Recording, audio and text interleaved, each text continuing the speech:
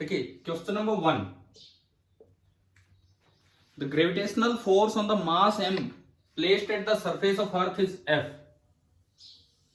ये कहता है ये अर्थ है, अर्थ की सरफेस पे एक मास m रखा है और उस पे ग्रेविटेशनल फोर्स लग रहा है F। Find the distance of mass in the earth from it surface feels force 0.8 है। भाई कैसी अंग्रेजी है ये कैसी अंग्रेजी बना रखी है। इसका बस मतलब समझ में आना होगा कि क्या लिखता है। Find the distance of mass in the earth, ऐसे नहीं लिखते हैं वैसे तो, distance of mass in the earth. अब कहता है कि इस डिस्टेंस, ये डिस्टेंस बताओ कि अगर मैं इस मास को अर्थ के अंदर डाल दूं फ्रॉम इट्स सरफेस, मान लो ये डी अंदर है, फील्स फोर्स 0.8 है। अब अगर इस अंग्रेजी का हिंदी अनुवाद करें तो इतना आसान तो है नहीं हिंदी अनुवाद करना इसका, लेकिन फिर भी समझ में आना चाहिए कि यूं कहना चाह रहा है कि यहां पे जो अर्थ का फोर्स हो जाए वो कितने टाइम्स हो जाए, 0.8 टाइम्स हो जाए इससे, ये बोला है। तो ये हमसे पूछा गया है कि डी कितना होगा। देखो यहां से इक्वेशन बनेगी F is equal to M into G, और यहां जो इक्वेशन बनेगी वो बनेगी 0.8F is equal to M into, अगर सरफेस से डी डेप्थ नीचे गए तो जी की जगह आ जाता है G into 1 minus D upon R. क्या ये फॉर्मूले याद है आपको एक्सेलरेशन ड्यू टू ग्रेविटी वाले? Yes sir. तो ठीक है, थोड़ी अंग्रेजी में गड़बड़ थी, लेकिन अगर आपका सही तरीके से आप ये समझ गए हो तो ये करना था इसमें कि मास इन अर्थ मतलब इसके अंदर लेके जाने इसको, और डिस्टेंस फ्रॉम सरफेस बतानी है ताकि फोर्स इतना हो। तो अब तो ये सोली तो करना है, एफ की जगह आप रख दो एम जी से एम जी कट गया तो इक्वेशन बनी 0.8 is equal to 1 minus D upon R. मैंने जो आपके ग्रुप पे जो पेज डाले हैं वो इसके साथ सोल्व करके लिख दिया। ये पेजेस मैं इस वीडियो लेक्चर के साथ भी लिंक कर दूंगा। D by R is equal to 0.2 और यहां से डी आया 0.2 आर यानी कि 2/10 यानी कि 1/5, तो डी आ गया r/5। हम एक बार अपनी की और बनाते चलते हैं, अपनी जो ऑफिशियल की होगी उसे मैच कर लेना। क्वेश्चन नंबर फर्स्ट का हमारा आंसर बन रहा है बी, फर्स्ट का आंसर बन रहा है बी r/5। अभी बताओ किसी को डाउट है क्या इस सवाल में, यही हो गया सभी का? ठीक है ठीक है। सेकंड देखते हैं, सेकंड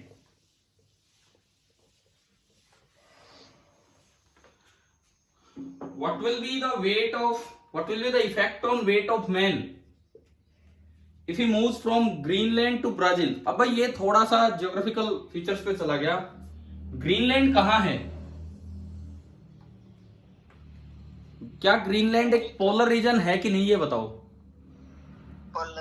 पोलर रीजन है, तो मतलब ये पोलर टू नॉन पोलर आपको मूव करवा रहा है, पोल से और कहीं साइड में लेके जा रहा है। तो ये क्वेश्चन थोड़ा तो ये पता होना चाहिए कि ग्रीनलैंड कहां है, कि ग्रीनलैंड पोल पे है और ब्राजील पोल पे नहीं है। दूसरी बात, शेप ऑफ अर्थ, कितने बच्चों को यार ये पता था कि ग्रीनलैंड पोलर रीजन है?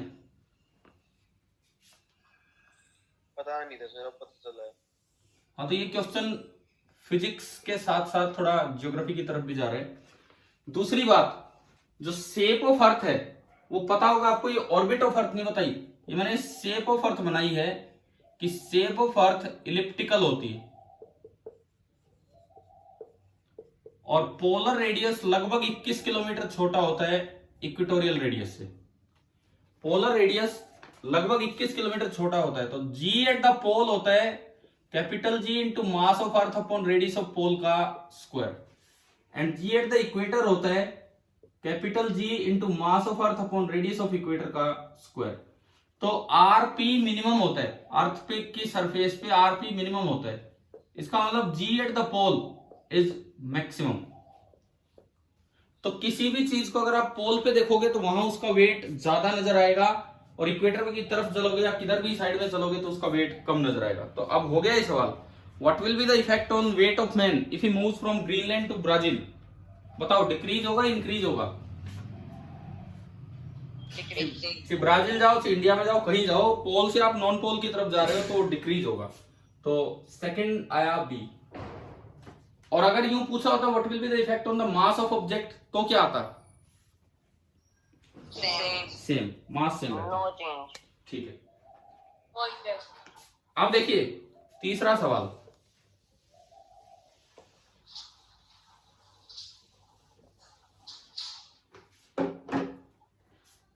Question number third, in the graph given below, x t graph आपको दिया गया है, एक्सटी ग्राफ।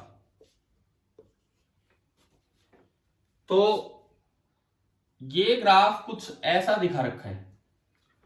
अब हम एक चीज जानते हैं कि slope of position time graph, वो आपको वेलोसिटी देती है, पता है ना ये बात? तो हाँ जी, ये बात क्लियर है सभी को? ठीक है, तो अगर आप इस पे टेंजेंट डाल के इसकी स्लोप देखें तो पहले तो यूं थी टेंजेंट, फिर यूं हुई, फिर यूं हुई, तो बताओ स्लोप डिक्रीज हो रही है कि इंक्रीज हो रही है? शुरू में आगे बढ़ने पे टाइम बढ़ता है जैसे डिक्रीज हो रही है, और उसके बाद फिर दोबारा से स्लोप इंक्रीज हो गई। तो ये गाड़ी कैसे चल रही है? ये चल तो, ये मुड़ी नहीं है पीछे, ये मुड़ी नहीं है पीछे, सीधी आगे जा रही है हमेशा। ये रोड है, इस पे आगे चल रही है। लेकिन यहां से यहां तक तो ब्रेक लगा रखे थे, यहां से यहां तक तो ब्रेक लगा रखे थे, यहां कोई ब्रेकर था जिसकी वजह से ब्रेक लगा रखे थे, और उसके बाद फिर ब्रेकर जाने के बाद इन्होंने फिर से स्पीड बढ़ा दी। तो क्या आंसर आएगा इसमें? द बॉडी फर्स्ट एक्सेलरेट हो रही है, फर्स्ट। सुनो, इसमें स्टेटमेंट है, A option, the body first accelerates then decelerate. सही है गलत है? गलत। B option, the body first decelerate then accelerate. सही है। ये तीसरा ऑप्शन क्या है? बॉडी एज नेगेटिव, ये क्या लिख रखा है? कुछ है ही नहीं शायद तो इसमें। बॉडी एज नेगेटिव तो कुछ बन नहीं रहा, पर हमारा आंसर आ चुका है पहले ही, तो थर्ड का भी आंसर आ गया बी। ये शायद तीसरे स्टेटमेंट में लाइन पूरी नहीं हुई कि क्या कहना चाह रहे हैं। चलिए question number fourth,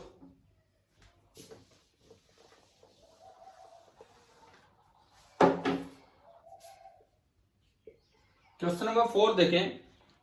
a cubical block is floating in a liquid, एक लिक्विड में एक क्यूबिकल ब्लॉक फ्लोट कर रहा है यूं, और ये बोला है with its half volume emerged in the liquid. अगर आधा वॉल्यूम लिक्विड के अंदर है तो इसका मतलब अगर इसकी डेंसिटी रो है तो लिक्विड की डेंसिटी 2 रो होगी। क्या ये लॉ ऑफ फ्लोटेशन याद है आपको? कि अगर बिल्कुल आधा volume immersed upon total volume, this is equal to density of object upon density of liquid, अगर वो हल्का है तो यहां से आधा वॉल्यूम इमर्ज्ड है तो ये रो और 2 रो हो गए। अच्छा, उसके बाद when the whole system accelerate upward, अब ये कहता है, अभी तो ये रेस्ट पे था, देखो अभी ये रेस्ट पे था, आधा वॉल्यूम इसके अंदर है। अब ये कहता है कि कंटेनर को ऊपर की तरफ एक्सेलरेट करवा दिया, कंटेनर को ऊपर की तरफ एक्सेलरेट करवा दिया with an acceleration of g/3। तो अब पूछा है कि फ्रैक्शन ऑफ वॉल्यूम इमर्ज्ड कितना होगा। हमने क्या आपको नहीं पढ़ा रखा कि कंटेनर की एक्सेलरेशन से कभी भी वॉल्यूम इमर्ज पे फर्क ही नहीं पड़ता है? बताओ, इवन फ्री फॉल में भी पढ़ाया था, सैटेलाइट वाले क्वेश्चन भी करवाए थे, याद आ रहा है पीछे ही रिवीजन टाइम में? Yes sir. भाई एक्सेलरेशन ऑफ कंटेनर, अभी मैं प्रूव भी कर रहा हूं आपको, वो जो पेज भेजा उसमें करके भी दिखाया है। Acceleration of container does not affect the volume emerge, यानी कि अभी भी आधा वॉल्यूम ही इमर्ज रहेगा। तो आंसर क्या आ गया? The fraction of volume emerge in the liquid will be half. तो फोर्थ का आंसर आ जाएगा ए। ठीक है, ये तो हुई बात डायरेक्ट रिजल्ट से। आपको मान लो प्रूव ही करना है, कोई सोचे यार रिजल्ट कैसे, वैसे तो ये पीछे करवा रखा है प्रूफ। अब आप ये देखो कैसे, जब आप यहां इसका कुछ भी वॉल्यूम इमर्ज अंदर वी आई मान लीजिए, और वी टोटल है वी ओ। आप देखो मैं इसका एफबीडी बनाता हूं, दूसरे वाले का एफबीडी, वेट, वेट नीचे लगेगा। वेट कितना है इसका? मास इंटू जी, मास इंटू जी। मास कितना? Density into volume, density into total volume. इसकी डेंसिटी है रो, इसकी डेंसिटी है रो, और इसका वॉल्यूम है वी टोटल, वी ओ, और इंटू जी। भाई अपना माइक ऑफ कीजिए आप जो भी हैं। अरे माइक ऑफ करो जो भी बच्चा है, देखो इधर। खुद ध्यान रखा करो यार आप लोग इन चीजों का। देखिए इधर देखें, density of object into total volume into G, ये हो गया इसका वेट। बताओ ये यहां तक समझ में आया कि नहीं? अब मैं लिखूं बॉइंट फोर्स। बॉइंट फोर्स का फॉर्मूला होता है डेंसिटी ऑफ लिक्विड। लिक्विड की डेंसिटी कितनी है? लिक्विड की density 2ρ into volume immersed, VI जो मुझे निकालना है, VI जो मुझे अभी निकालना होगा, इंटू जी नहीं आएगा। आपको अगर आर्किमिडीज प्रिंसिपल ध्यान हो, चाहे अपने नोट से या कहीं से भी, अगर रेस्ट पे होता है जी आता है, नहीं तो जी इफेक्टिव आता है। और जब ये ऊपर एक्सेलरेट कर रहा होता है तो जी प्लस ए आता है, नीचे एक्सेलरेट करे तो जी माइनस ए। याद है कि नहीं है बताओ, बॉइंट फोर्स वाला? ठीक है, ये इस पे दो फोर्स लगे, और क्योंकि कंटेनर ऊपर जा रहा है, इसका मतलब ये ब्लॉक भी ऊपर जा रहा होगा विद एन एक्सेलरेशन g/3। चलिए अब इस पे न्यूटन सेकंड लॉ लगाए। अब इस पे आप न्यूटन सेकंड लॉ लगाएं ऊपर की तरफ पॉजिटिव मानते हुए।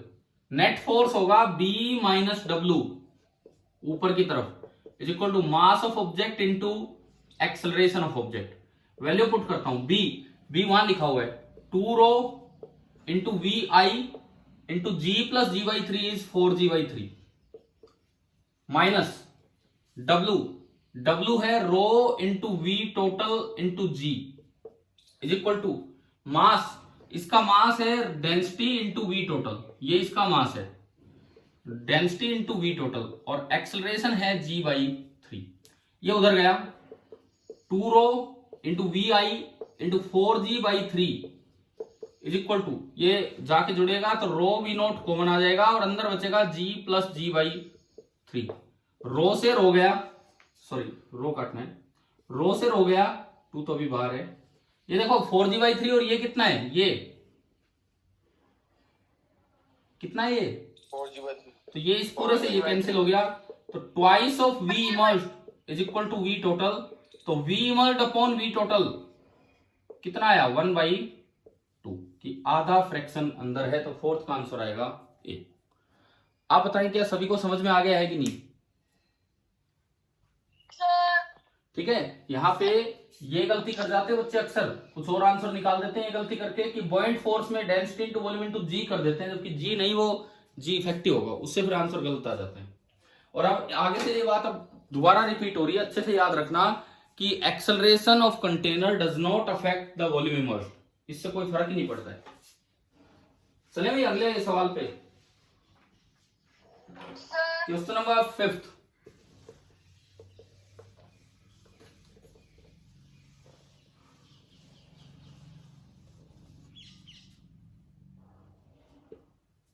फिर देखो, in circular coil current is flowing in anti clockwise direction. Sir अगर वो कंटेनर नीचे जाता तो एक ही बात है, तब भी फर्क नहीं पड़ना था।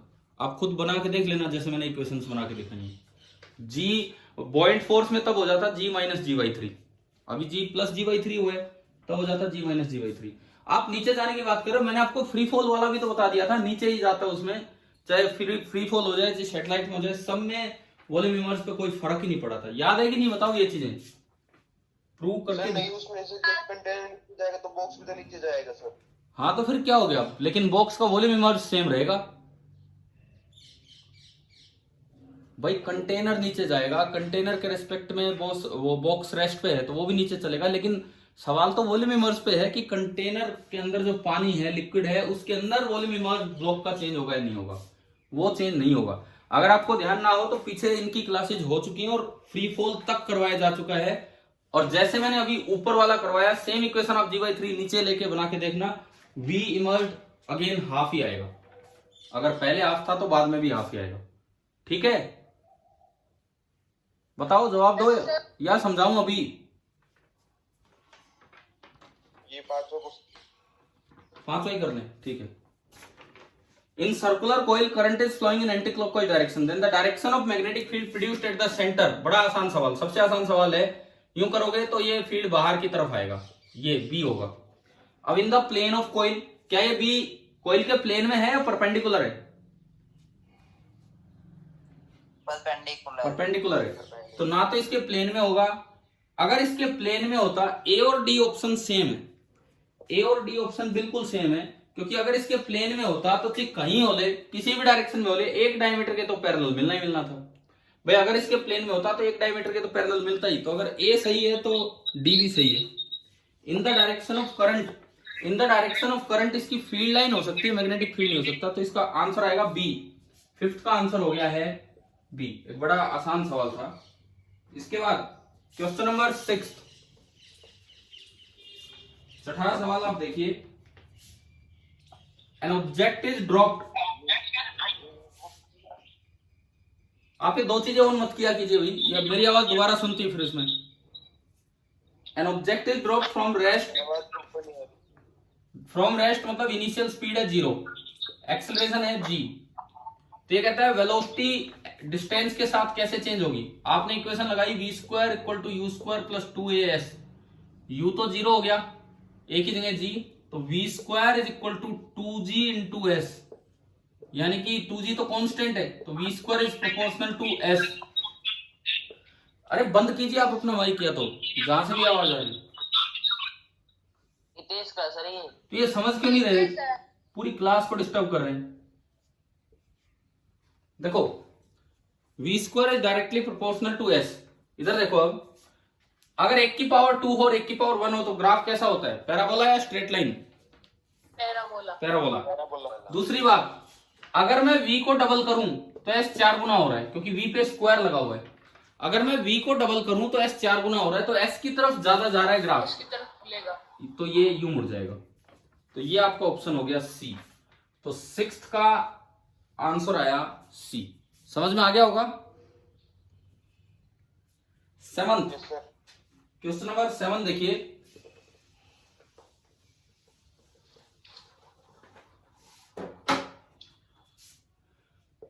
दो बल्ब हैं, पहला बल्ब दिया है B1 100 वोल्ट 250 वोल्ट,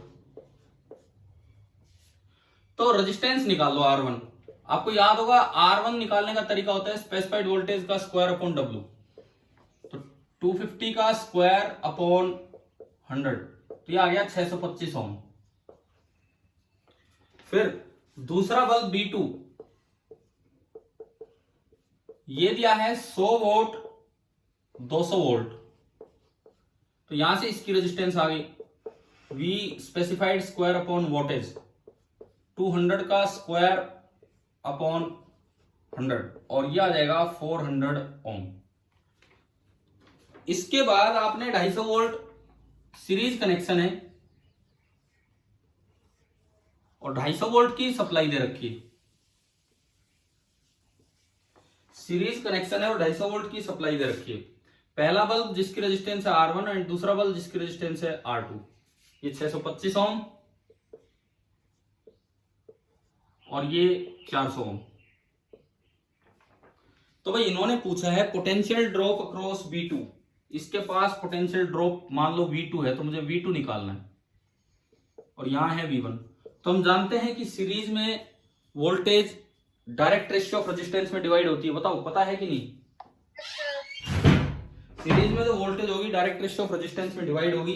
तो आप अगर V1 इज टू V2 करते हैं, V1 is to V2, this is 625 is to 400, ये आया। And V1 plus V2 total applied voltage है 250 वोल्ट। तो यहां से V2 निकालना है।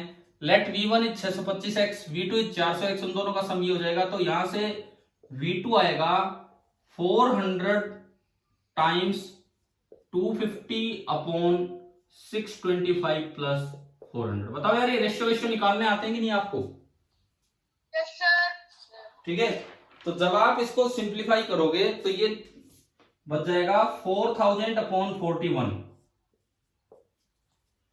अगर ये नीचे 40 होता तो ये एग्जैक्टली 100 आ जाता। अगर ये नीचे 40 होता तो एग्जैक्टली 100 आ जाता। नीचे 41 है, थोड़ा बड़ा है तो ये 100 से थोड़ा छोटा होगा। So this is slightly less than 100 volt. अब इससे आपको आंसर निकालना चाहिए, ना कि कैलकुलेशन में चले जाना चाहिए। अब 100 वोल्ट से जो थोड़ा छोटा ऑप्शन है वो 98 वोल्ट है, तो 7th का आंसर आ गया सी, 98 वोल्ट। चलें आगे बढ़े। सर नीचे से वापस सुना दो एक बार। क्या ये पता है कि डायरेक्ट रेशियो में डिवाइड होता है वोल्टेज रेजिस्टेंस में? Yes sir. तो ये हो गया, late V1 is 625x, V2 is 400x। दोनों का सम V1 प्लस V2 अप्लाई कितना कर रखा है आपने नीचे से? 250 वोल्ट। 250। तो इन दोनों का सम 250 करोगे तो इन दोनों का सम करोगे तो x कॉमन आया, तो ये प्लस ये इंटू एक्स बराबर 250। तो x की वैल्यू कितनी आ गई? 250 अपॉन ये पूरा। आया यहां तक x समझ में? और Yes, मैंने sir. x वापिस यहां पुट कर दिया तो मेरे पास V2 आ गया इंटू 400। क्लियर है? Yes sir. ठीक है। क्वेश्चन नंबर 8 देखो, 8वां सवाल।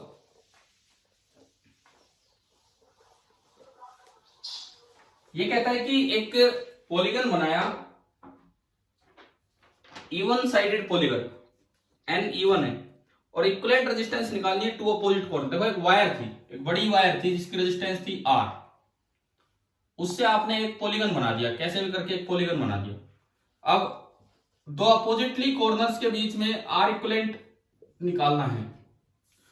तो दो अपोजिट कॉर्नर का मतलब है कि आधा पॉलीगन ऊपर रह गया, आधा नीचे रह गया। तो मतलब R/2 रेजिस्टेंस ऊपर रहेगी और R/2 नीचे रहेगी, चाहे n की वैल्यू कुछ भी हो। जब अपोजिट कॉर्नर ले लिए तो आधा ऊपर रह गया, आधा नीचे रह गया, चाहे n की वैल्यू कुछ भी हो। तो ये तो दोनों पैरेलल में हो गए। तो R इक्विवेलेंट बताओ, AB के बीच में R इक्विवेलेंट कितना होगा? R/2 और R/2 का पैरेलल में कितना हो जाना है? R/4। चाहे आप 4 साइडेड पॉलीगन बनाओ मतलब क्वाड्रिलेटरल बनाओ, चाहे आप 6 साइडेड पॉलीगन बनाओ मतलब हेक्सागन बनाओ, चाहे ऑक्टागन बनाओ, कुछ भी बनाओ, हर बार इनके बीच में R इक्विवेलेंट आना है R/4। तो क्या ये n पे डिपेंड करेगा कि आपने कितनी साइड का पॉलीगन बनाया है? No sir. तो ये था। तो इसमें तीनों ऑप्शंस ऐसे दिए थे कि n के प्रोपोर्शनल है, और चौथा ऑप्शन है नन ऑफ दिस। तो आंसर आ गया नन ऑफ दिस। चलिए भाई, 8वां सवाल आया समझ में? Yes sir. ठीक है। क्वेश्चन नंबर 9 ये देखते हैं हम।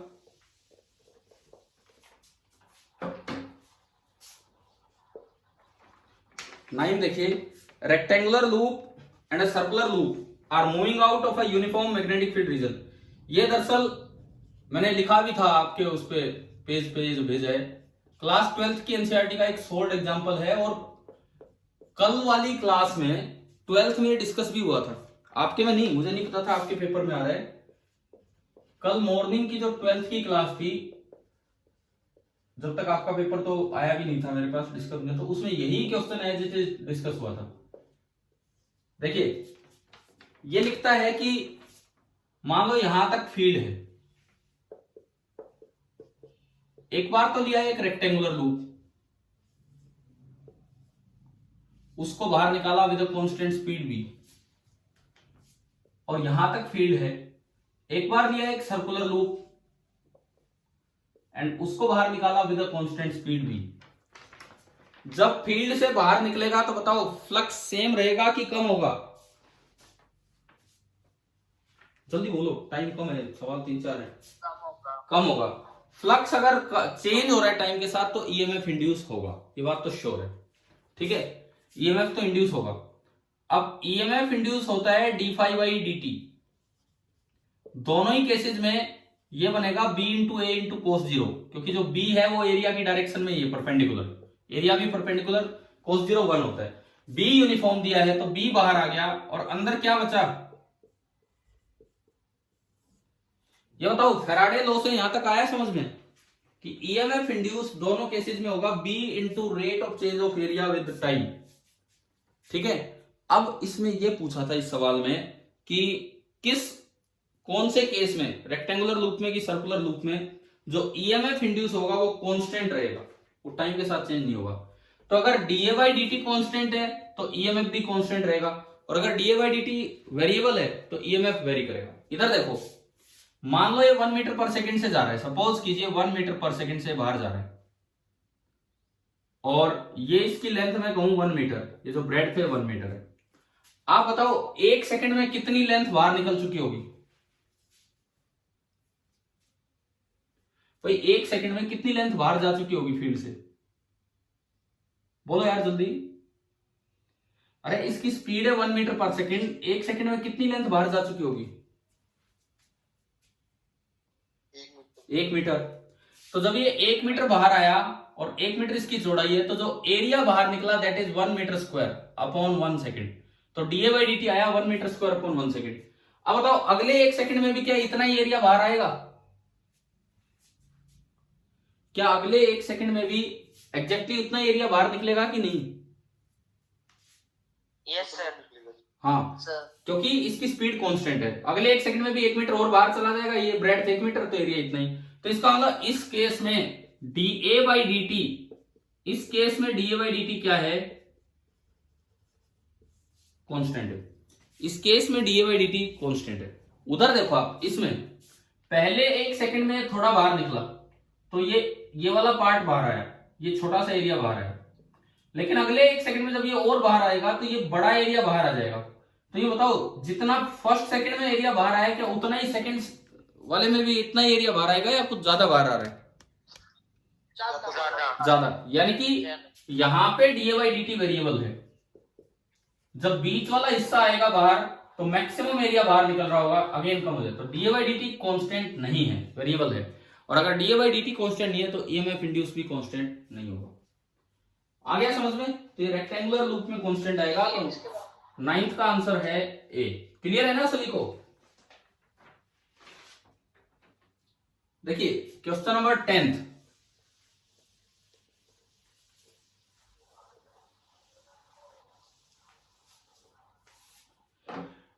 में एक मैग्नेटिक फील्ड अंदर की तरफ लगा रखा है और एक रोड ले रखी है एल लेंथ की, टोटल लेंथ एल है, जिसमें ये तो हिंज वाला पॉइंट मान लो ओ, एक इसका मिड पॉइंट है ए L/2 पे, और एक और आगे लेंथ है L/2 और ये पॉइंट है बी। अब इसकी स्टेटमेंट है कि आपको निकालना है motional EMF between A and B.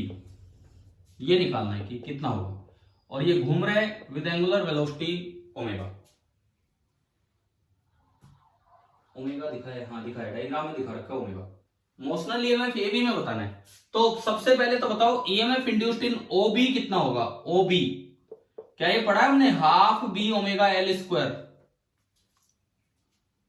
बताओ क्या ईएमआई में ट्रांसलेशनल मोशन के बाद रोटेशनल मोशन पढ़ा है कि नहीं पढ़ा है कि इतना ईएमएफ इंड्यूस होता है?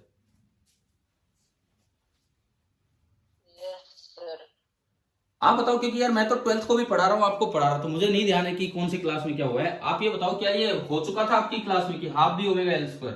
Yes sir. Yes sir. ठीक है। Yes sir. और ओए में कितना ईएमएफ इंड्यूस होगा? ओए में half B omega into L/2 का स्क्वायर। ये फॉर्मूला लगाने के लिए एक एंड फिक्स होना चाहिए, ए बी में नहीं लगा सकते आप ये फॉर्मूला। तो half B omega L square by 4 थे 1/8 हो गया। अब मुझे चाहिए ए बी में, तो EMF induced in A B that is equal to EMF induced in O B minus EMF induced in O A. तो ओबी में तो है half B omega L square minus 1/8 B omega L square. कितना हो गया? 8 LCM आया, 4 minus 1 3/8 B omega L square, ये आएगा। अब देखो इसके ऑप्शन सुनो। पहला ऑप्शन है minus B omega L square by 8, दूसरा ऑप्शन है minus 3/8 B omega L square. क्या ये सही होना चाहिए कि नहीं होना चाहिए बताओ? EMF is never negative. Potential difference negative हो सकता है, लेकिन ईएमएफ कभी नेगेटिव नहीं होता है। ईएमएफ का मतलब होता है, ये 12th की एनसीईआरटी बुक में भी दिया हुआ है, कि जो पॉजिटिव पोटेंशियल है उसमें से नेगेटिव पोटेंशियल घटा दो and this is always greater than 0। ये आपकी 12th क्लास की बुक पेज नंबर 110 पे दिया हुआ है, एनसीईआरटी क्लास 12 पेज नंबर 110। अब पता नहीं यहाँ पे क्यों नेगेटिव साइन दे रखा है। फिर इसमें दिक्कत क्या है, एक ऑप्शन नन ऑफ दीज भी दिया है। अगर मान लो चारों ही ऑप्शन नेगेटिव साइन के साथ दिए होते तब तो हम आंसर लगा देते हैं बी, लेकिन क्योंकि इसमें एक ऑप्शन नन ऑफ दीज भी दिया है तो ईएमएफ कभी नेगेटिव नहीं होता है, तो इसका आंसर क्या बोल सकते हैं हम, नन ऑफ दीज, डी। ठीक है, ये अगर ये पूछता ना potential difference between A and B, तो मुझे देखना होता कि कौन सा हाई पोटेंशियल है कौन सा लो, फिर तो अलग तरीके से जाते इस पे। Potential difference between A and B पूछा होता तो आप VA माइनस VB निकालते, VA माइनस VB, तो वो तो तब कैसे करते, सुनो, फ्लेमिंग राइट हैंड रूल। ये नीचे की तरफ आ रहा है, ये पार्ट नीचे आ रहा है, पहली उंगली बी की तरफ, बी अंदर है, अंगूठा मोशन की तरफ, तो अंगूठा नीचे है, तो दूसरी उंगली बताओ ए से बी जा रही है कि बी से ए? दूसरी उंगली ए से बी गई है कि बी से ए? ए से बी। तो करंट ऐसे जाएगा, करंट ऐसे जाएगा, तो इलेक्ट्रॉन कैसे आएंगे, करंट अगर उधर गया तो इलेक्ट्रॉन किधर आएंगे, अपोजिट। तो ये नेगेटिव होगा और ये पॉजिटिव, तो ये छोटा होगा और ये बड़ा। अगर सवाल में पूछा होता VA माइनस VB तो आंसर आता नेगेटिव, क्योंकि VA छोटा है। लेकिन क्वेश्चन में पूछा है EMF between AB, EMF between AB, EMF is never negative, उसमें हमेशा पॉजिटिव में से नेगेटिव घटाना चाहिए। तो आंसर अगर नन ऑफ दीज है तो नन ऑफ दीज देना चाहिए। अगर नन ऑफ दीज नहीं होता, if none of these is not available, अगर नन ऑफ दीज अवेलेबल नहीं होता तो आपका आंसर आ जाता बी। ये है। चलो भाई, अभी टाइम नहीं बचा है, हम फटाफट यार पेपर पूरा करें, आज तो ये लिमिट पूरी हो जाएगी, नहीं तो कितनी देर बची है, 35, 4 मिनट है, जल्दी करते हैं। आज वो स्कूल वाला लिंक तो काम नहीं किया, नहीं तो उसमें लिमिट नहीं होती है। क्वेश्चन नंबर 11 बड़ा आसान सवाल है। क्वेश्चन नंबर 11 अगर आप देखते हैं तो बहुत ही इजी क्वेश्चन है। ये है, फिर ये है, फिर ये है, और यहां पे फील्ड पूछा है। करंट आ रहा है 10 एम्पियर, रेडियस है 20 सेंटीमीटर मतलब 0.2 मीटर। देखो, ना तो इसकी वजह से होगा फील्ड, ना इसकी वजह से होगा, पता है ना आपको, केवल और केवल ये बी इसकी वजह से होगा, और बी एट द सेंटर होता है mu not NI by 2R। Mu not हो गया 4 pi into 10 to power minus 7, N half है, I 10 है, और 2 और R आपका है 0.2। जब आप इसको सोल्व करेंगे तो 5 pi into 10 to power minus 6 tesla बचेगा, और इसको आप माइक्रो टेस्ला लिख सकते हैं। तो आंसर आ गया 11th का बी। क्वेश्चन नंबर 12, ये वो फ्लोटेशन पे ही एक और सवाल इसी पेपर में है कि अगर आइस क्यूब मेल्ट होती है, कंप्लीटली फिल्ड है, एक बीकर पूरा भरा हुआ है यहां तक, और उसमें एक आइस क्यूब फ्लोट कर रही थी वाटर में आइस क्यूब फ्लोट करने लग रही है। यार, इसमें दिया है ice cube is floating in a liquid contained in a beaker, the liquid is completely filled up to the beaker. अभी लिक्विड नहीं, ये वाटर देना चाहिए। लिक्विड तो कुछ भी हो सकता है, लिक्विड तो कुछ भी हो सकता है। हमने आपको पढ़ाया है, रिसेंटली भी रिवीजन क्लासेज में बताया था कि लिक्विड की डेंसिटी पे डिपेंड करता है कि लेवल बढ़ेगा या नहीं बढ़ेगा। बताओ, करवाया था कुछ दिन पहले। देखो, 9th में जब पढ़ाया तो इम्प्योरिटी वाली बात बताई थी कि अगर आइस क्यूब वाटर में फ्लोट कर रही है, तो आइस क्यूब वाटर में फ्लोट कर रही है तो इट मींस, इसका ये मतलब है कि अगर बिना इम्प्योरिटी के है तो मेल्ट होने पे लेवल सेम रहेगा, अगर सिंकिंग इम्प्योरिटी है तो मेल्ट होने के बाद लेवल डाउन चला जाएगा, और फ्लोटिंग इम्प्योरिटी है तो मेल्ट होने के बाद अगेन लेवल सेम रहेगा। बताया था कि नहीं ये वाले रिजल्ट्स? ठीक है। लेकिन अभी कुछ दिन पहले जब रिवीजन चल रहा था फ्लोटेशन का, तो उसमें मैंने ये भी आपको समझाया था कि ये लेवल बढ़ेगा नहीं, ये इस पे भी डिपेंड करता है कि इसकी डेंसिटी क्या है क्या नहीं है। परंतु इन्होंने इसमें दिया नहीं, तो 12th का आंसर अगर मैं ए मानूं तो ए तब होगा assuming that the liquid is water, नहीं तो ए नहीं होगा। ये तो मिस्टेक है इसमें। अच्छा, question number 13, choose the correct statement. कितना टाइम बचा? आखिरी 2 मिनट चल रही है। देखिए, choose the correct statement. Choose the correct statement. सुनिए, the true geographic north direction is found by using a compass needle. भाई जो मैग्नेटिक कंपास होगा वो मैग्नेटिक मेरिडियन की तरफ जाके रुकता है, ना कि ज्योग्राफिक मेरिडियन की तरफ। तो जो मैग्नेटिक कंपास से आप जो डायरेक्शन निकालते हो वो निकलती है मैग्नेटिक नॉर्थ की डायरेक्शन, ना कि ज्योग्राफिक नॉर्थ की डायरेक्शन।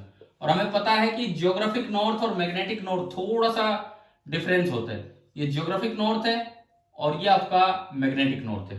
तो जो निडल होगी, कंपास निडल, वो तो मैग्नेटिक फील्ड के अकॉर्डिंग चलेगी, तो इधर आ जाएगी, तो ट्रू डायरेक्शन नहीं देगी, अप्रोक्सीमेट डायरेक्शन देगी। Second, the magnetic meridian of earth is along the axis of rotation of earth. ना, axis of rotation of earth के अलोंग जो मेरिडियन होता है उसे बोलते हैं ज्योग्राफिक मेरिडियन।